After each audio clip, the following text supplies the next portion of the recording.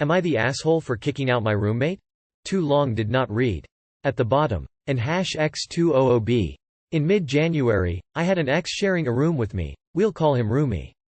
There weren't really any issues that I could see, we were really good friends at the time. He was on my laptop, which was normal, he didn't have a computer of his own. So to kill time I decided to walk into town and get some Golden Arches goodness. And #X200B. Out of the blue I get a text message from Roomie, saying that he fucked up, he's sorry, he's a bad person. I know that he's prone to states of panic, so I asked him what was wrong, and tried to get him to calm down. Then he told me what he did to warrant such a message. He had gone through some of my recent DMs while I was out, and saw some sexually charged messages between myself and a mutual friend. We had been exes for years, so this shouldn't have bugged him. And #X200B. At that moment I told him to call a trusted friend, of whom I had talked about him to before, and who said that if he ever becomes too much to handle to call her, for a place to stay for a while because I felt like I couldn't trust him. This response did not go over well in his head.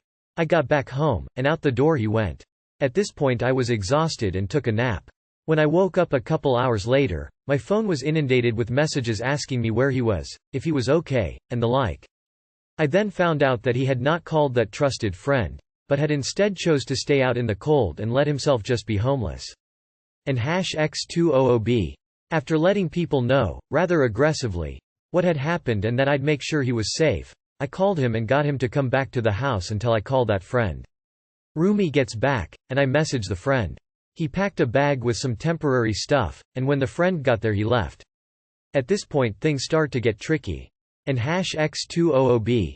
Suddenly, before I know it, friends start telling me they don't want to associate with me anymore, calling me manipulative and deviant, and listing what's above as one of the reasons.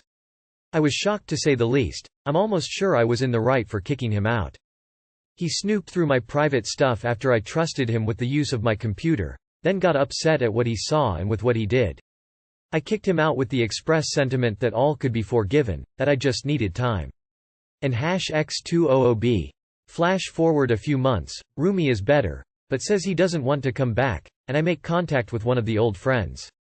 I ask him if I'm the asshole, thinking I'm not, but he says yes I am. So now that I look back on it, should I have kicked him out? Was that too harsh? Should I have been able to predict he wasn't going to call the friend? And #X200B. So Reddit, am I the asshole? And #X200B. Too long did not read. Old roommate snooped through private messages after I trusted him with my computer, so I kicked him out. He decided to just be homeless instead of calling a friend, then almost all my friends left me. Edit. Forgot this matters when it comes to sex-related topics, but I am a man. Not the asshole. Rather than go to a friend's, he chose to spend the night outdoors. How is any of that your fault? Not the asshole. He had no right to look at your private stuff. He didn't do that by mistake. He had to purposely go into your account, into your messages and into the conversations. That's not only messed up, but also ungrateful since he was using your laptop. If he wants to be a drama king and victimize himself by staying in the street, it shouldn't be your job to solve it. I really don't understand why your friends think that. I think YPU should probably ask them why they think that way in case they didn't get the story right. Not the asshole, he violated your trust. Not the asshole. He brought that on himself. Maybe he hadn't fully moved on yet, but he's a grown adult and should take care of himself. That said, there's always that risk when you give someone your electronic devices to use temporarily, so you kinda should have expected it. That doesn't mean he was okay for snooping, though I'm curious about what kind of agreement you had with him and whose place it is, etc. Not the asshole. Boundaries need to be respected. Everyone sucks here. Continuing to live with your ex is not a good idea, so you both went wrong before this story even started. He shouldn't have snooped, you shouldn't have reacted so strongly, quickly. Not the asshole. It sounds like your roomie needs to get help. His reactions seem over the top. He violated your trust and the consequence was that you needed time and space and instead caused a huge drama. Not the asshole. I would have kicked him out too. He can't be trusted. Am I the asshole for not letting my blind father enter my room in the hospital? Hey Reddit, I apologize in advance for any grammar and spelling mistakes. I am still on heavy painkillers. To preface this, I don't have a very good relationship with my father and stepmother. So last week a pain around my kidneys started, and since I already had kidney stone once, I knew the pain and thought it was the same again. At the start of this week. The pain got worse and I went to the emergency. Turns out my intestines burst and I had a big infection. They started treating me with antibiotics first, since they hoped to lower the infection. I reached out to my father and some friends to tell them the situation. The next day my body still didn't react to the antibiotics, but the doctor wanted to wait another 24 hours. My father and stepmom came to visit. The clothes they brought weren't comfortable and literally with holes. The phone charger, it was one with 3 pieces for different phones. My father tells me that they would like it back because they use it to charge my stepmom's iPad. They have more Jan enough chargers, but yeah. Not that I was gonna keep it. They left after 15 million because they had stuff to do. Come Thursday, they had to start the op, because the infection got worse. At the evening I called my father to explain how it went. Then he proceeds to tell me to inform my mentally sick mother, who would panic among other things, because since she is alone it wouldn't be inconvenient for her to visit. That night I couldn't sleep at all because of the excruciating pain. At 1300 I had a bigger check-up and that's when my father tried to call me twice and I couldn't pick up. I forgot and was lying in bed. My phone was charging not by my side. At 14:30 he tries again. Then calls the hospital to connect them to me and starts screaming at me, how terrible I am. If I couldn't pick up the phone, just to tell them that I was okay, or call them back because they were worried. I told him that I didn't see it and was recovering. It wasn't even 24 hours after the op and not even 2 hours since the last call. He tells me how I couldn't think a little of them and starts cursing at me. I told him I don't have any energy, my pain was coming back stronger. I hang up and make up my mind to go no contact. It wasn't a decision in the heat, this was just what got the glass full. Saturday, they show up unannounced and try to enter my room, which I told the hospital crew that I don't want them there. I literally got worse again. My father then sends me a text telling me that there is no reason to get upset and I should call him later and not get angry at him. I didn't answer and blocked his number. My sister, who really hates our father, tells me that it was an asshole move to not let him enter the room because he is blind. Now I am not so sure anymore if I should have let him in, though I am still convinced that I should concentrate on myself first. Edit. I did not think that it was important that he was blind at first. That was my sister's input, so I thought it would matter somehow. Not the asshole. Your first priority should be your health, and being blind doesn't give him the right to be hateful and selfish. Plus, having to deal with that stuff causes stress which can interfere with your physical recovery. So, rest and worry about you. Info. Why did you think the fact that he was blind was relevant? Not the asshole. A medical emergency is very stressful for the patient and the family. However, there is no reason for the family to yell at the patient. If family can't be supportive, they do not need to be around. Even though you are dealing with a bunch of pain and a bunch of details, you might need to figure out how to ask for an apology, set expectations for family behavior, and maybe even have a better plan for a charger and being available. The hospital might have a social worker or liaison who could help. Your family might be able to call the hospital for an update if you are not available. Not the asshole. You are in a hospital and not them. You are under a lot of stress and somehow they are trying to make it about themselves. Low-key abusive, I would say. Not the asshole. Disabled people can be assholes too. It's not wrong to hold them to a reasonable standard of non-abusiveness. Not the asshole. This is straight up absurd. You're in pain and you can't answer. You can't call to say you're okay when you're not okay. Them being there and berating you and being a general annoyance is not conducive to a healing environment. Not the asshole. It's not the job of a patient recovering from a life-threatening medical emergency to entertain family members. Hospital visits and calls should be brief and infrequent unless requested. Let people rest and recover in peace. Not the asshole. Holy F, that's a major surgery you went through. I can't think of anyone who'd treat their worst enemy like this, let alone their own daughter. Please stay NC. Also, your sister is wrong and an asshole.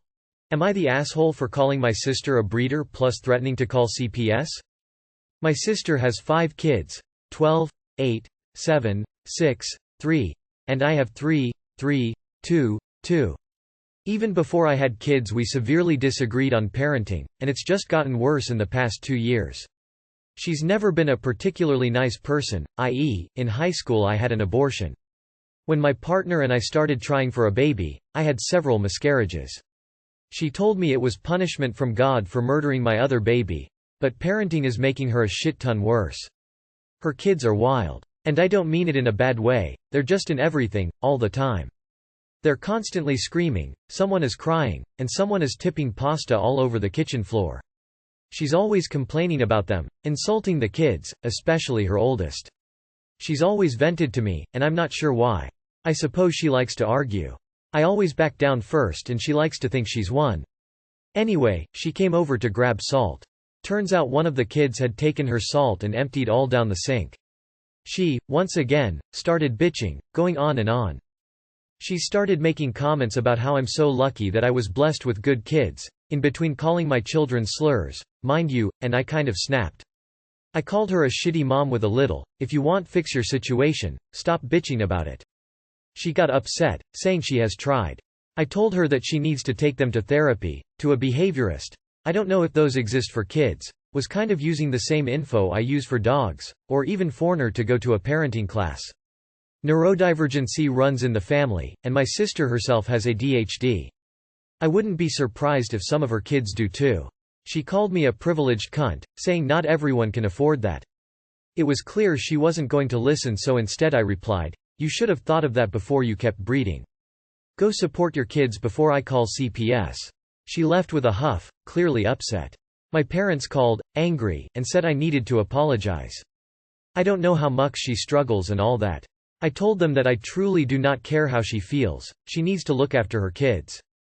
They got angry and told me to take them. I currently have her youngest staying with me, but the older 4 wanted to go to their dad's houses, which they all have. For a terrible mother, she did pick some great guys to have 4 of her kids with. I do collect 3 of the PMDER4 from school and have them in the evenings while their dads work, but that's it. But yeah, I'm still refusing to apologize, and I just want to know if I'm the asshole and if I should apologize? Also, I have called CPS twice before, and I will again if she leaves all of her kids with their dads me for 2 weeks or longer. I need a valid reason to call, and child abandonment is one I can use, even if it's just for the youngest. So, AITA? I would just like to add that she's raising her kids the exact way we were raised, and God, do I wish someone would have called CPS or helped us out. Emotional abuse is still abuse. Everyone sucks here, but leaving the kids with dad is not abandonment. If you've called CPS twice already and no action has been taken, then your allegations against your sister have not been substantiated. It seems like you are looking for a reason to pounce on your sister. And yes, behavioralists exist for children. You have not described any specific instances of abuse. You seem to be having a bad relationship with your sister and call CPS as punishment. Leaving kids with dads is not abandonment. Kids are often fighting and parents are often frustrated. That's not abuse as such. You are the asshole. She is needlessly hostile and argumentative, but you aren't much better. Maybe you two shouldn't spend so much time together. Info. Does she actually neglect her kids? Or did she leave her kids with the dads on an agreement they had and you just didn't know about? CPS isn't something to joke about, and unless she is actually being neglectful of her children or hurting them or doing harm, you shouldn't call. You are the asshole. Nothing you have described is worthy of getting CPS involved. You're a big Info. How is it child abandonment if the kids are with their fathers and you agreed to watch the youngest? Calling CPS over every little squabble isn't going to help. They are required to investigate every complaint, and you're going to end up being the boy who called wolf. Sure, they'll investigate, but they'll also really agree with your sister when she tells them you're just being petty 'cause you had a disagreement and now you're retaliating. Not to mention every time you call the kids get interviewed. Even when there's nothing going on, it's pretty traumatic for a child to be pulled from school by CPS to be asked about their home life. If you're actually concerned about your nieces, nephews, actually help and do what's in their best interest instead of getting into a pissing match with your sister. Neither one of you sounds anything less than completely toxic. You are the asshole for abusing CPS though. It's not your personal tattletale service for whenever you fight with your sister. If CPS is ever needed, you are 1000% hurting those kids' chances at getting real help. You will be written off as a false reporter. I'm a caseworker that sees people using CPS incorrectly often. We do have to notate when it reoccurs on a false basis. Those children will fall through the cracks if you keep doing this. Am I the asshole for not wanting my sister's fiancé to move in? My sister, 22F, is recently engaged. Since the engagement, the topic of my sister living with her fiancé, 43M, has come up quite a bit. However, I, 19F, never expected him to want to move into my family's home. As of now, I live with my sister and mom in a 2,157 SQFT ranch-style home. Regarding the layout of my house, all of the bedrooms are connected by one hallway and the walls are paper thin. I also share a bathroom with my sister. My sister and her fiancé have been dating for 2 years. The relationship on its own has been quite the adjustment for my family. My mom and I often find ourselves emotionally drained after his visits. Yet we both put up with the way he makes us feel because we know that my sister loves him and it's not our place to judge. Also, it gives us peace of mind that he has a home of his own to go back to, so he'll be thankfully out of our hair. His voice incessantly booms throughout the whole house. I also often hear him stomping around the house and slamming cabinets' doors shut. I have ADHD, and in order for me to fall and stay asleep I have to have a quiet and peaceful environment. When he stays over I generally have to text my sister multiple times a night to ask them to quiet down. Yet they usually don't listen and continue on into the AM. They share no understanding of just how disruptive they can be 24/7. Side note: they constantly get into aggressive arguments over anything and everything. He's made multiple inappropriate comments about my body at this point. One time, when I was a minor, I was looking over my outfit in a mirror and he came over and asked me if it was normal for the girls at my high school to show off their cleavage in an extreme way like I did. He's also known to make misogynistic and politically controversial comments at others' expense. It's gotten so frustrating for my mom and I to be around him, as we feel we've had to repeat our issues multiple times with him and he continues to make the same mistakes over and over again. He's currently living at his parents' house so he can take care of them in their old age. But now they are preparing to move to an assisted living facility and are in the process of selling their house. My sister wants to take their relationship to the next step and live with him once his parents sell their place. She insists on them living in our house. Her reasoning for this is that it'd be the easiest option for the two of them, as she's already settled in with her lifestyle here. I believe he is at the age where it makes sense for the two of them to get a place of their own. He makes me feel uncomfortable with his words and actions, so much so that I dread the thought of sharing my bathroom and the rest of the house with him. I don't want to get in the way of my sister's relationship, as it is simply not my place. But now that it's starting to threaten my mom and I's well-being, I believe I deserve the right to share my opinion on the matter, yet my sister thoroughly disagrees. Not the asshole. EEW, the guy sounds awful. You have every right to voice your opinion, concerns. I guess the decision is ultimately your mother's to make though. Not the asshole. EU. He's super gross for dating a 20-year-old at 41, super gross for his body comments, and super gross for being rude and inconsiderate.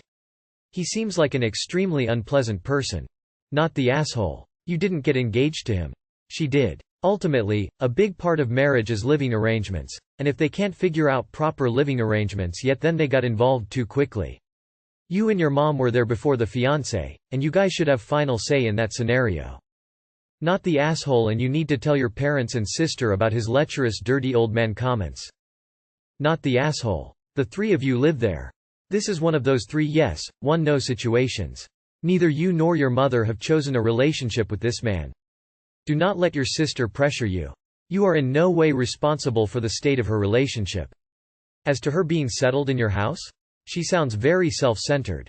She wants to unsettle you and your mother instead. Help your mother stay strong. He is a grown man, he can take care of himself. I'm sorry you need to tell your mother about sexually inappropriate comments and tell her you won't feel safe with him in the house. Tell your sister too. Tell her he's never moving in because you don't feel safe. Your mother is weak for allowing this awful man in her house who is abusive towards your sister. Truly, that's gross. Not the asshole. Can we focus on the fact that he is twice your sister's age? EU. Not saying age gaps in couples can't work, but if they argue constantly and he clearly has a liking for younger girls, I can guarantee that relationship is going to end badly. The in-tight situation is weird as fuck. Not the asshole, but it's on your mom to tell them that he can't move in.